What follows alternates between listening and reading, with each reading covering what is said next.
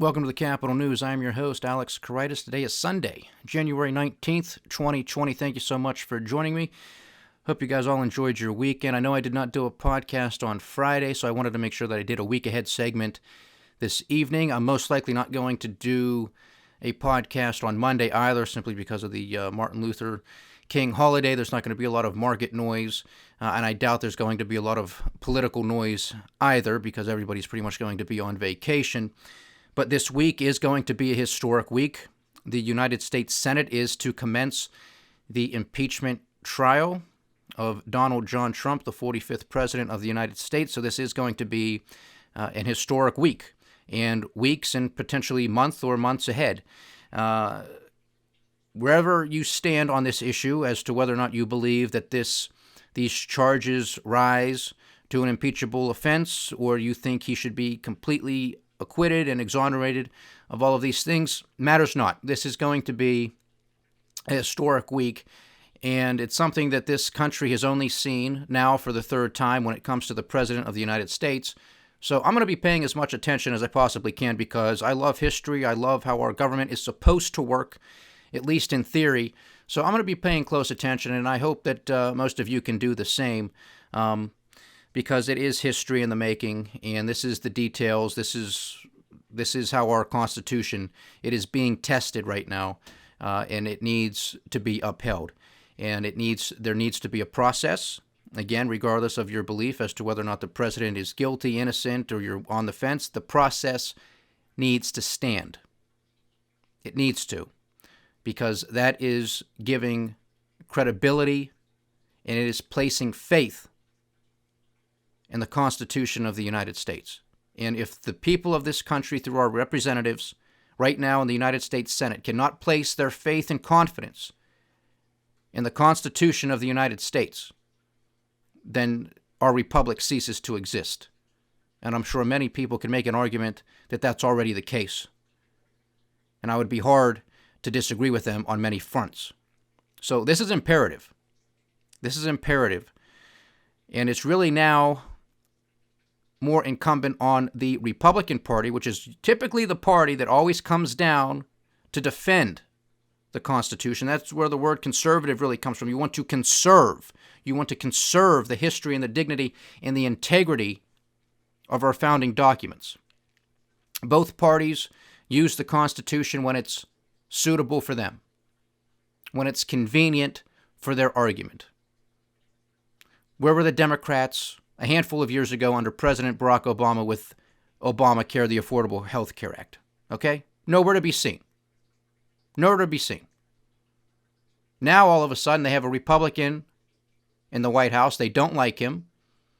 Now, the Constitution is being trampled, XYZ. Then to the Republicans, doing the same thing. When Barack Obama was the president, he's just shredding the Constitution of the United States. Now you have Donald Trump. We don't care about process. It doesn't matter.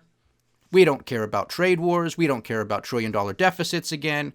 We don't care that the President of the United States claims that Article 2 gives him absolute power. We don't care, because it's our guy. This, ladies and gentlemen, is the problem. You have to rise above it, because if you're falling into your respective silos, you are not a part of the solution. You are a part of the problem. So this weekend, we got a little bit of clarity as to who is going to be the legal team for Donald Trump. A couple TV names that many people are familiar with are Alan Dershowitz and Ken Starr, the same Ken Starr that was after Bill Clinton for perjury, and you know what he lied about. If you had listened to Ken Starr only a couple of months ago, when the House inquiry was taking place and you had some live testimony up on Capitol Hill, you had Ken Starr on Fox News saying, oh my goodness, the information that just came out is terrible for the President of the United States. That had to do with Ambassador Sondland and I believe Dr. Fiona Hill as well. But definitely Ambassador Sondland, I do recall. Now he's a part of the team. He's a part of the team. And of course, 20 years ago, Donald Trump called Ken Starr a lunatic And, the names continued and continued. But now he's made for TV. He's on Fox News. So apparently that gives him credibility in the eyes of Donald Trump. He wants this to be a show trial. These guys, Alan Dershowitz, Ken Starr, are used to being on camera, so perhaps they think this is going to be a good spectacle. Now, one of the arguments that Alan Dershowitz is making, I for the life of me, I cannot understand it. I cannot grasp it. It makes zero sense to me whatsoever. I caught an interview of him, it probably was on Friday evening, on CNN with Anderson Cooper. And not only was Alan Dershowitz distancing himself from the president, because basically he's saying, no, I'm not here to defend the president. I'm here to defend the Constitution. I'm making an argument for the Constitution against impeachment of the president, but I'm really not here to defend the president. Well, the president hired him. He is on the team. So why is he trying to have it both ways? Because Alan Dershowitz has represented some pretty shady characters in the past, and that's fine. Every person in this country has the right to a strong defense. You're innocent until proven guilty. But if Dershowitz wasn't afraid to represent them and claim it, well, why is he afraid to associate himself with the president? Why is he trying to put a line in the sand and say, I'm not really defending the president, I'm defending the Constitution, and I'm making an argument against impeachment? So it's wishy-washy, and I don't like it. But then when it comes to his argument, he makes the claim that an abuse of power is not an impeachable offense. Well, then what is Mr. Dershowitz? Because basically what he is saying in this claim, that an abuse of power is not an impeachable offense, is jiving with Donald Trump basically declaring himself king when he says that Article 2 gives him absolute power. Now, anybody with a third grade education who understands the basic format of our government, understands checks and balances, understands that this country does not elect a king or a dictator or a tyrant. We elect a president of the United States who's not to be called Your Highness, His Highness, my rear end, kiss it. Mr. President is the title. And he does not have dominion over all three branches of government. He has a lot of power, which is granted to him through us, the American people. So I don't know what rises to an impeachable offense in Mr. Dershowitz's mind. Perhaps giving our nuclear codes to a terrorist organization or to some other administration around the world. Maybe that would do it. Maybe outright murder. I don't know. But an abuse of power apparently is not on his list. So I don't know. Basically, that's just allowing the president, whoever he or she may be, to do whatever they want. How are they to be checked? How are they to be reined in? What is the remedy, Mr. Dershowitz? He's supposed to be some astute constitutional scholar. This makes no sense to me whatsoever, because those were the words that were out of his mouth. Now, maybe he misspoke, but I don't think so, because he stated it on multiple occasions. He claims that's going to be his argument, and I'm sure there's going to be another one, when he makes that argument on the floor of the U.S. Senate, that an abuse of power is not an impeachable offense. Then what is? Now, you can make the argument that what the President of the United States did was not an abuse of power. You can make that argument. But to say that an abuse of power in and of itself is not impeachable, then what's the remedy? You're basically throwing the whole Constitution and the whole ideal of checks and balances out the window. So I hope he changes his tune, but I don't think he will. But I think that is incredibly dangerous, because that will set an extremely dangerous precedent. Because even if you are all for Donald Trump and you think he should be exonerated or whatever, and this is the argument that wins the day, that is going to set an extremely dangerous precedent, because all of the Republicans out there are people who support Donald Trump. I guarantee you, you will not like it when a Democratic president does the same thing or worse. Because now all you got to go back to is say, hey, well, here's the case law. Here's the precedent. I can do whatever I want. I can abuse power. You can't hold me to account. There is no remedy. There's none whatsoever. The only thing that the American people can do in this instance, assuming that the president is acquitted, is they can vote him out. They can vote him out. But what happens if this is his second term? Or some other president's second term? They hold off. They're good boys and girls for the first 4 years, but they then win re-election. They say, oh, yes, now, baby. Yes, now I'm really going to give it to him. Because now there's a precedent in place that I can abuse my power, my authority, and I can't be impeached. None of this makes sense whatsoever. But this is going to be the argument that is laid before the American people. And I think that's a huge disservice. But Dershowitz, he gets on camera all over the place. I don't think he turns down any interview. So it's going to be interesting, to say the least, as to what happens. There's still a lot of unknowns as to whether witnesses or not are going to be called. What's that process going to be? Are there going to be Republican senators who, quote-unquote, cross the line to, yes, demand that witnesses come forward, that there is further subpoenaing of other documentation as well to be entered into the record? Again, this rises above partisanship in my mind. It's supposed to rise to the level of the Constitution for its credibility, that we're supposed to have faith in the process, that we are supposed to be seeking the truth and allowing justice to be served. Remember, folks, I don't care.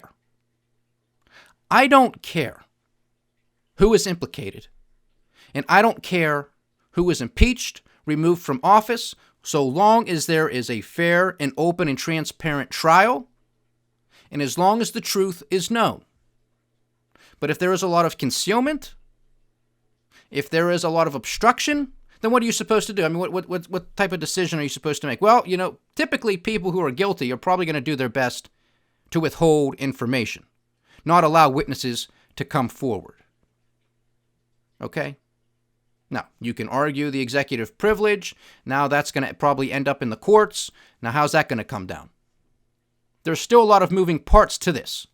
Even if the president is acquitted, there could be information that comes out later. There could be a court ruling that comes out later that says, oh yeah, this information is now going to be released. The court now hereby orders some prospective witness to now testify. So this circus is far from over. And this audience who has been with me for a while knows that I believe the president did commit an impeachable offense, given the evidence that we have on the record as of today. If there is evidence that should exonerate the president, I'll be happy to say that that exonerates the president of the United States. I'm still going to have many, many issues with Donald Trump, but I will be fair because I have the goal of finding the truth and having justice served. Whether it's Republican, whether it's a Democrat. I don't care if Republican Devin Nunes is implicated. I don't care if Democrat Adam Schiff is implicated or any of the others. And you shouldn't care either. From the standpoint of making priority number one, the truth and justice being served. Now, we should care that there's that much corruption in the government, but we know this. You weren't born yesterday, were you? That's the rot in this country. It's on both sides. Both sides. And if you want to play the relative game, well, my side's better than his, well, then again, you are not a part of the solution. You are a part of the problem. So it's going to be a very, very interesting weeks ahead. Do your best to pay attention because this is an historic event in the history of the United States. Over the weekend, I watched a few programs on YouTube. You might want to check them out. I thought they were pretty fascinating. One of them was a frontline presentation from PBS titled The Great Divide, The Great Divide. And it was two segments. One focused on the Obama presidency with a little overlap of Donald Trump, and then the second with Donald Trump with a little bit of overlap from the Obama administration as well. And what I found really fascinating was the amount of politics that has been played over the past couple of administrations. that has sort of led to where we are today. Given the interviews, and they were high-level interviews with a lot of powerful people within both administrations and campaigns, to give you a relatively, good inside look as to the inner workings of the administrations and the presidents themselves.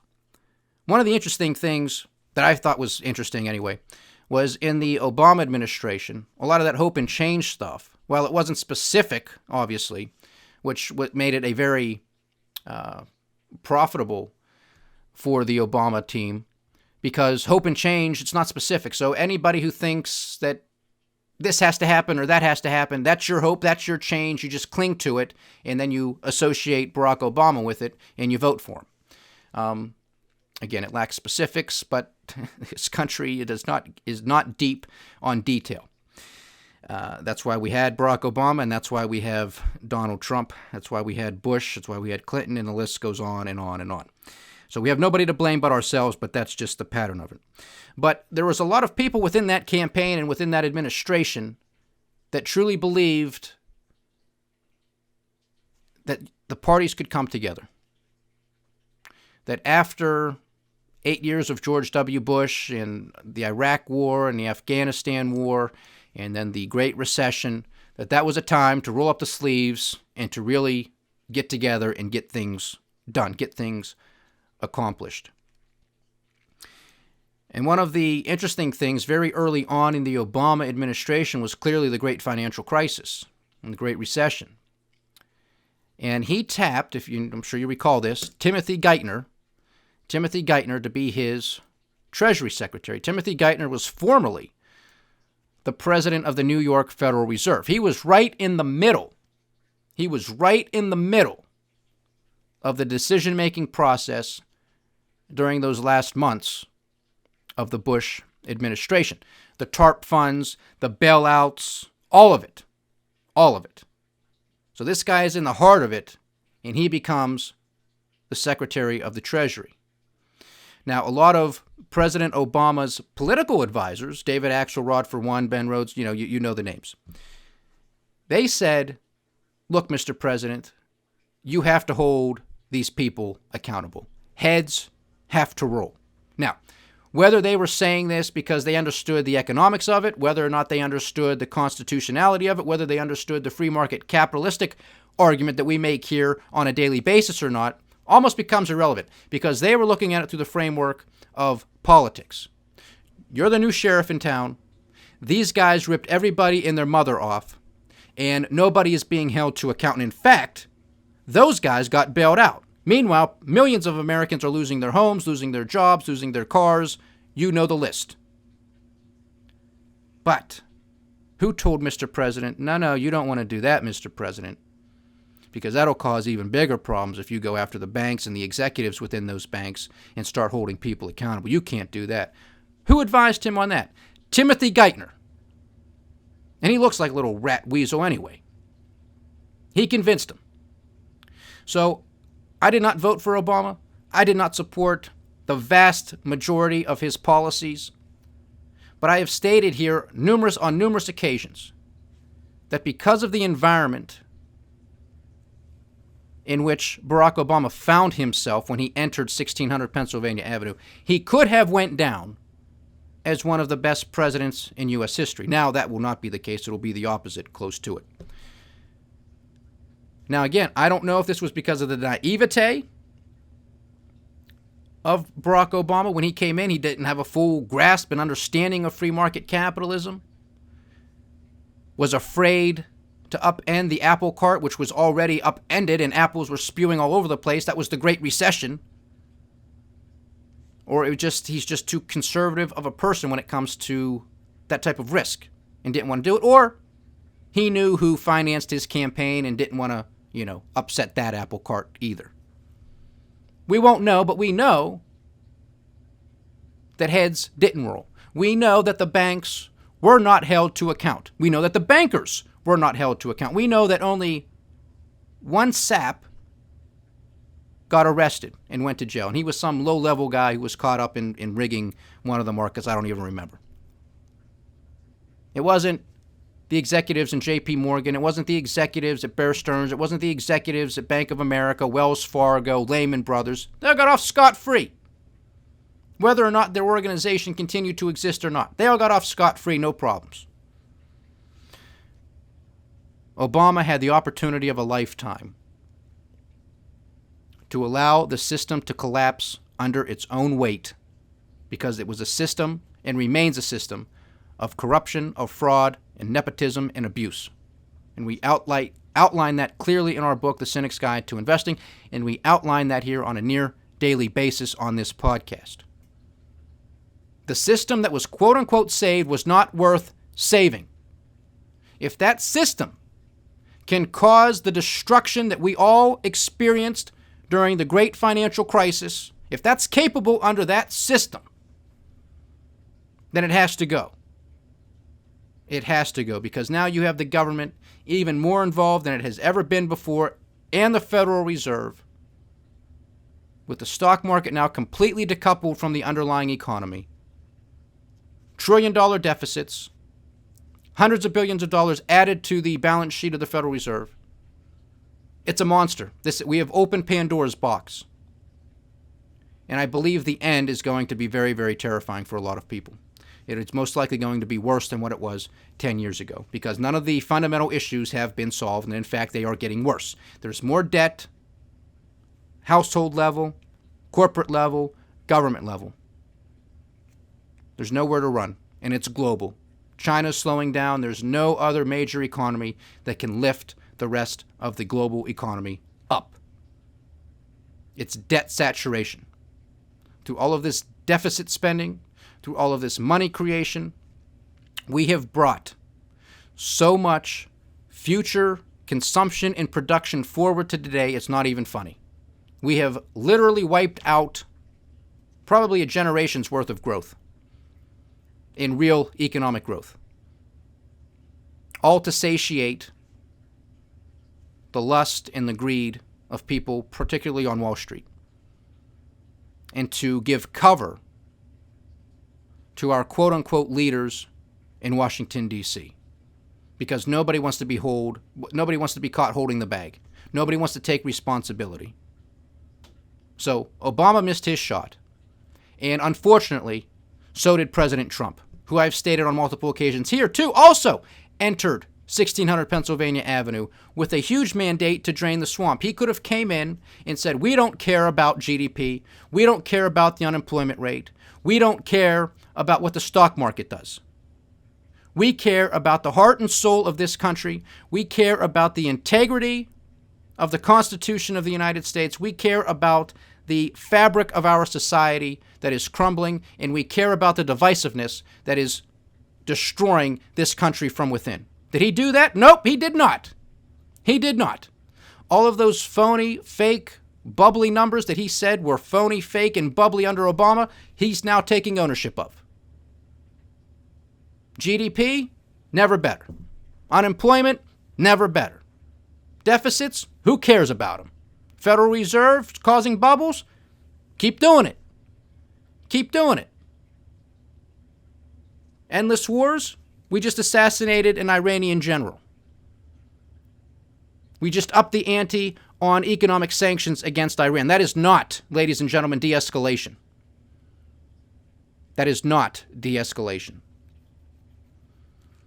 More money has been given to the military-industrial complex over these past few years. Makes your head spin. Banks are now making, again, record profits. The tax cuts predominantly went to the wealthiest and largest corporations. Does that sound like draining the swamp to you? Is that what you voted for? Did you vote for trade wars? Did you vote for trillion-dollar deficits? Because that's what you have. It's what you have. It's right in front of you. You can say, yeah, Alex, you know what? Yeah, but the unemployment rate is the lowest it's been in 50 years. Yeah, guess what it's doing? It's continuing the trend that was experienced under the Obama administration. It's a continuation of trend. If you don't believe me, look it up.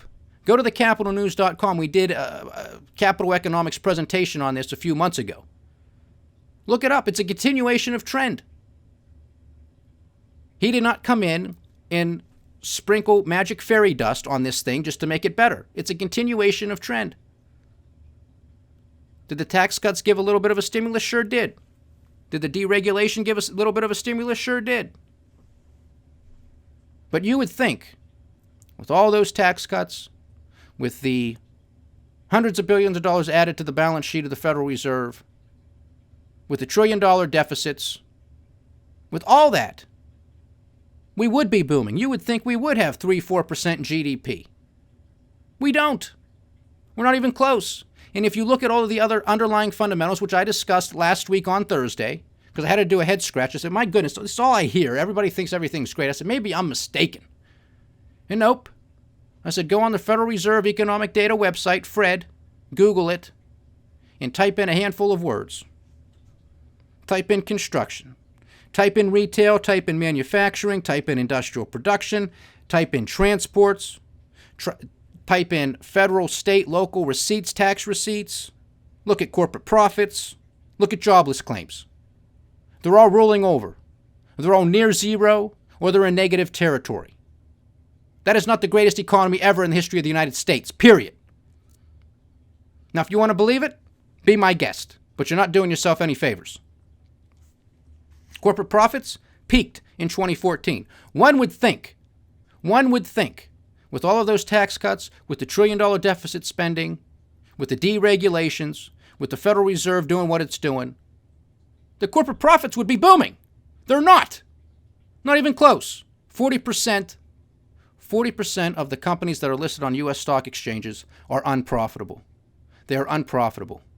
And they have not even hit the peak of their debt load that they have to pay off. That's going to start coming this year and out to 2023. Okay? So we still got a big wave of debt coming due, and these companies are already unprofitable. 2014, corporate profits peaked. Look it up. The stock market, completely disconnected from the underlying economy. 5 companies represent almost 20% of the U.S. averages, of the U.S. indices.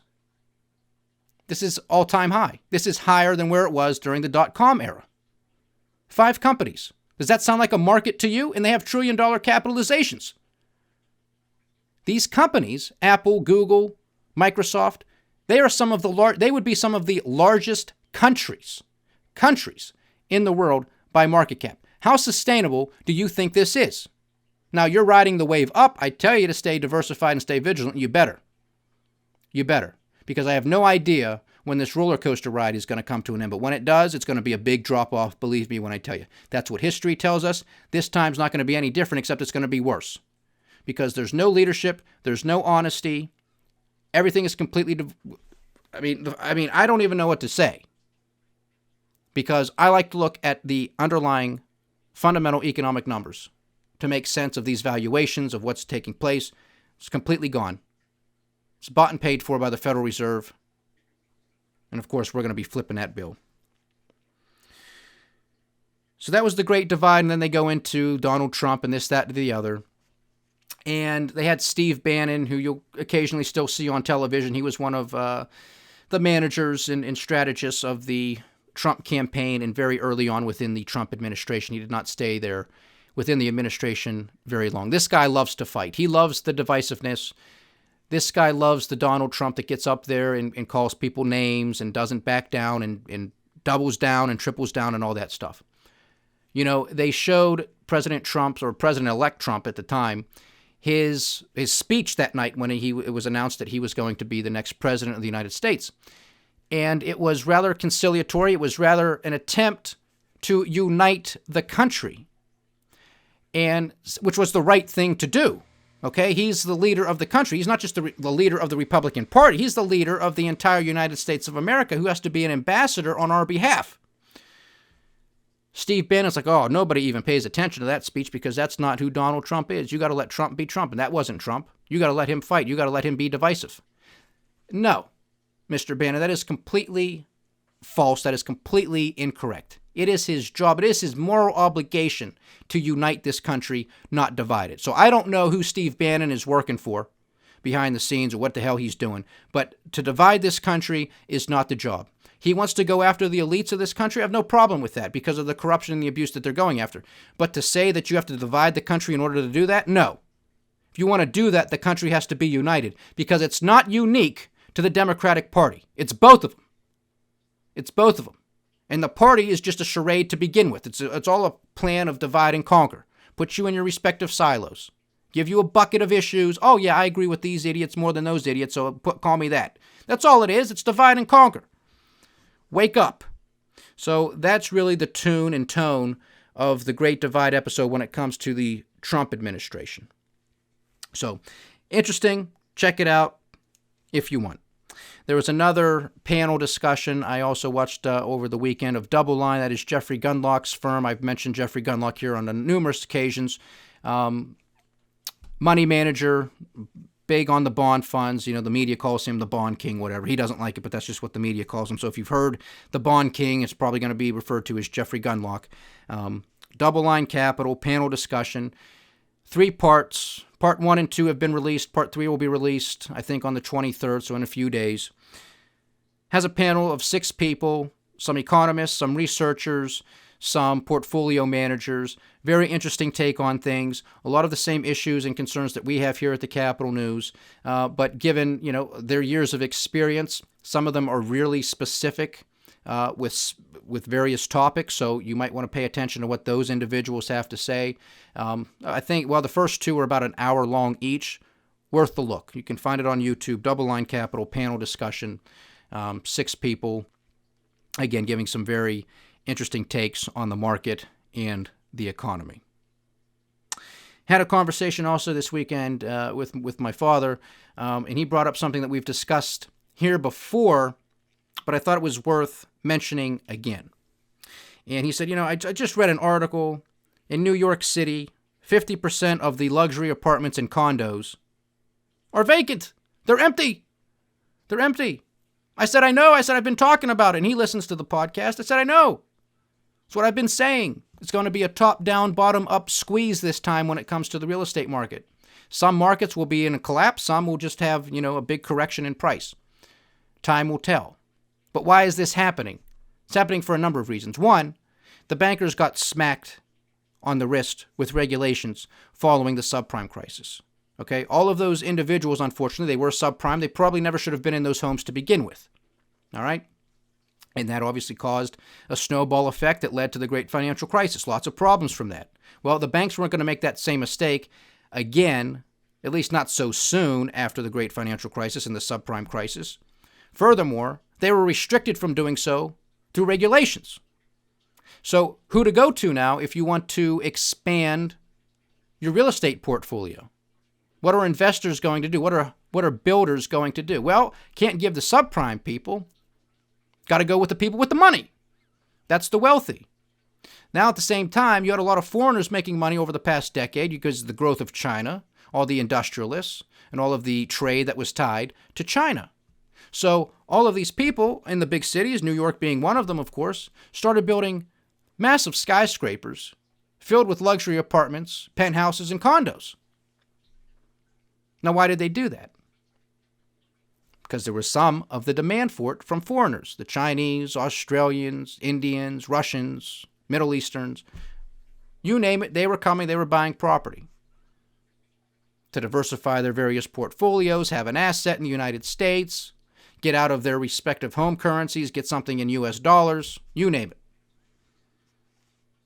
But what happened during this time? Was there any real correction in real estate, in interest rates? No, there wasn't. In fact, it was a pedal to the metal. So now, what has taken place, again, no surprise to us here, we talk about it all the time, the price system, price discovery. Price contains valuable information. Entrepreneurs, producers, consumers are going to look at price, and they're going to say, oh, there's a lot of information contained within that price. Maybe if you got a high price, a consumer's going to say, well, it's too high, I'm not going to buy it. On the flip side, a producer, or in this case, a home builder or a luxury apartment builder, is going to say, high price, I'm going to make more of them because I just sold a unit last week for $10 million. And if I make another one, maybe I'll make another $10 million. But what they're not taking into consideration is the demand on the other side. And because they are receiving a false price, if you will, they are now going to make a poor decision. It's not that these developers are stupid. I'm sure some of them are, but most of them are not, just like in any other business. But look, we talk about these zombie corporations that exist on a global level. That's why they continue to get access to this cheap money, and they continue to make the same type of decisions to produce more. But there isn't demand on the other side. And so in these markets, you are going to see a huge price correction. Okay? That's the top, because this is the luxury end of things.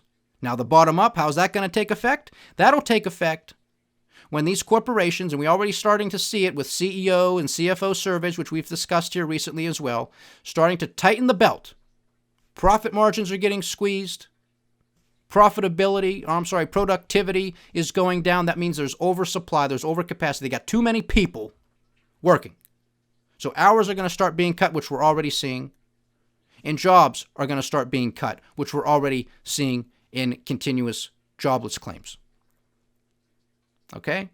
So that'll be the bottom up. Once the unemployment number starts to tick up. And don't forget, in a couple weeks, first week of February, when that jobs report comes out, according to the Bureau of Labor Statistics, there's supposed to be about a 500,000 job correction, which means for the past year or so, they overcounted by 500,000. So 500,000 jobs are going to disappear overnight. Okay? So be mindful and ready for that. But that'll be the bottom up once you start seeing the layoffs. And talking about layoffs, where are we starting to see those? In regards to Boeing. And if you've been paying attention to some of the news in that regard, they found another software issue. The hits just keep on coming. You also have airliners, Southwest for one, now issuing their statement that they don't anticipate the 737 MAX airline to be airborne and operational until the second quarter of 2020. Well, you knew that if you were listening to the Capitol News. I've been predicting that for months. And now with this problem coming, there's probably going to be another one. The hits just keep on coming. It's not good for Boeing. And don't forget, Southwest airline pilots are already suing Boeing for lost wages. So this is going to start to continue. The further out this goes, the bigger the problem it's going to be. Boeing has already cut production, and their supply chain is already starting to feel it. One of their big suppliers is laying off 2,700 to 2,800 employees. Okay, so it's not good, folks, and this was a warning. This could be a catalyst, I'm telling you. I warned you guys about this last year. It's most definitely on the front of my mind, and the hits just keep on coming. And Airbus just recently overtook Boeing. They are now the largest airline manufacturer in the world. So this is not good at all. Global protests are also continuing. Haven't heard too much, but now Hong Kong is back on the front page because the riot police, were shooting off tear gas at protesters, this, that, and the other. You also have the protests in Lebanon turning violent. People are at the end of their ropes. They're saying we have nothing to lose because everything has been taken from them because of the corruption, the abuse, everything. Again, these protests are not transitory. They're history in the making. They've been going on for months. Within a few short months, the Hong Kong protests are going to have their 1-year anniversary. This is not going to end anytime soon, believe me when I tell you. And another interesting panel discussion that I watched this week, and you think I was watching things all weekend, but I really wasn't. It was only a few things, all about an hour long. On YouTube, The Intercept, which is basically an independent journalist media platform, but the Intercept, you can find a recent panel discussion on Trump and Iran and what's going on there with a lot of their journalists that they have, investigative journalists and people with contacts in the Middle East, the bureau station chiefs and that type of stuff. And what did they talk about to kick off the conversation with Iran and the United States? 1953, not 1979. You see, we're not the only ones who understand this. 1953, when we overthrew a democratically elected prime minister in Mohammad Mossadegh. So if you want a good little background on what happened in the past, what's happening today, I suggest you check that out on YouTube as well. Again, The Intercept. I believe it was Trump in Iran, what now, or something like that is the title. I'm sure you can find it. It's only a few days old. So that's it. It's going to be a bumpy week ahead. Unless there is something breaking news that comes out tomorrow, I will not be doing a podcast, but I will be back on Tuesday, hopefully, to sort of give my thoughts and analysis on the first day of the impeachment trial. So I will catch you guys back here on Tuesday. Stay diversified, stay vigilant, and stay with the Capital News. I am Alex Kreitis. Godspeed.